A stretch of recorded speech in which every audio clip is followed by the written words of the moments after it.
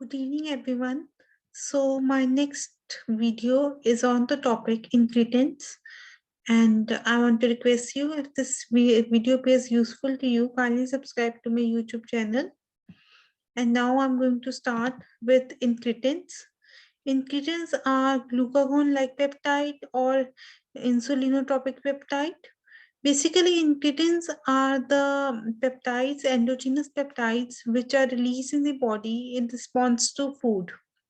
Whenever a person takes a food, then there is increase in glucose levels in the body, and that to release the insulin, these ingredients, these are the endogenous peptide which release insulin, and they convert glucose into glucagon. So the person doesn't becomes hyperglycemic. This is normal response to intake of food. Ingredients are released, and the most important ingredient is glucagon like peptide. And now I'm going to discuss with you two ingredients, that is glucagon like peptide agonist and dipeptidyl peptidase 4 inhibitors. Dipeptide peptidase 4 inhibitors like the teneligliptin, vildagliptin, sitagliptin, linagliptin, alogliptin, sexagliptin. And the GLP-1 agonists like liraglutide, exeglutide, dulaglutide, semaglutide. These are the ingredients which I'm going to discuss with you. Basically, these incretins, they are endogenous peptides. They release insulin, and other function of GLP-1 agonist, GLP-1 incretin is endogenous peptide is it increases the insulin, and it also decreases gastric emptying. So it produces the sense of satiety in the body as the food, it remains in the stomach for a longer time, and thus the intake, or it reduces appetite because intake of food will be less. Plus, in the hypothalamus in the brain, it stimulates the satiety center, so it is used as the anti-obesity drug. Also, it decreases the uh, intake of the decreases the intake of the food.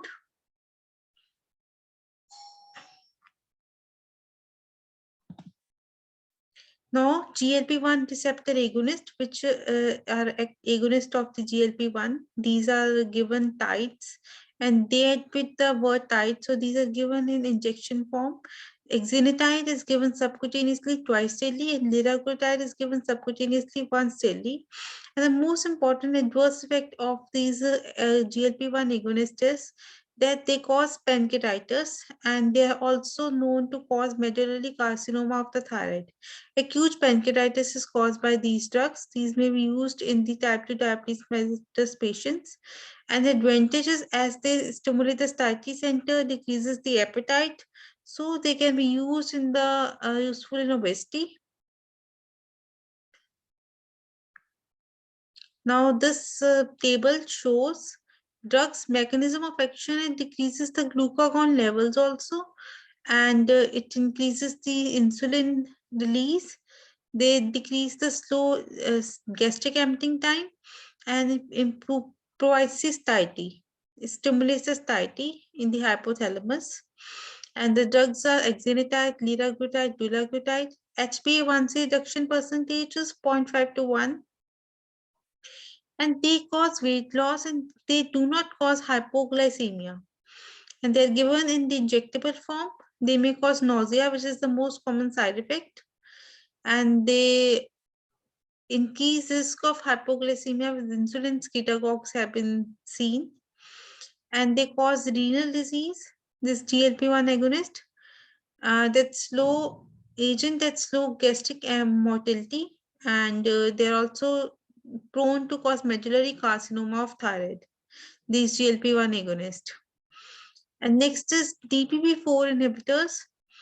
Now, GLP-1, GLP glucagon like peptide, it gets deactivated or it gets metabolized in the body by the enzyme DPP-4 and dipeptidyl peptidase 4. And this DPP-4 is inhibited by these drugs, DPP-4 inhibitors. So more GLP will be remained in the body. Its action will prolong in the body because it will not be metabolized. The examples of drugs are sitagliptin, vildagliptin, sexagliptin, algogliptin, linagliptin.